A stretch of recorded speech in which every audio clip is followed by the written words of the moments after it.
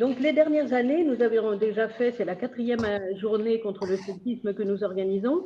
Les thèmes étaient, par exemple, d'abord informer sur le sexisme, ensuite nous avons parlé des représentations des femmes, et ensuite nous avions parlé de la liberté des femmes qui étaient entravées par le sexisme.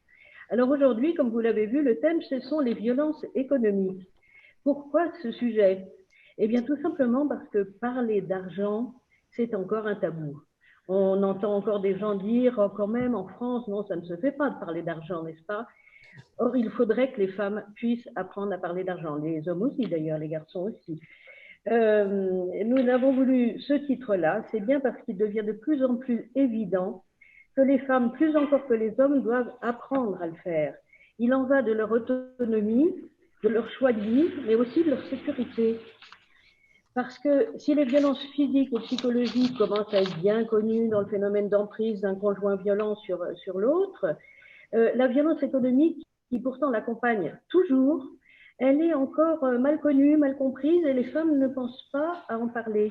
Alors, quelques exemples, un conjoint, par exemple, qui gère toutes les dépenses du couple sans en parler à l'autre, qui prend toutes les décisions importantes, qui va jusqu'à jouer les économies de la famille, ou bien octroyer à sa compagne qui a un peu d'argent de poche.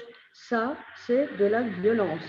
Mais les femmes n'y font pas elles-mêmes toujours référence quand elles parlent de violence dans le couple. Et puis, on a également compris récemment, par pas mal de recherches de sociologues, etc., combien la société elle-même faisait des violences à différentes occasions de la vie des femmes qui favorisaient une discrimination et des inégalités. Un exemple, par exemple, dans l'héritage, comme l'a bien montré un livre qui est paru récemment, Le genre du capital, combien, curieusement, malgré les lois tout à fait égalitaires, enfin on en est tous persuadés, eh bien finalement, les fils sont favorisés par rapport aux filles. Donc je vous conseille de lire ce livre. Donc il est vraiment urgent maintenant de briser ce tabou. Mais il n'y a pas que dans la sphère privée que cette violence économique existe. Nous allons parler tout à l'heure des violences dans deux autres sphères, la sphère professionnelle et le monde institutionnel.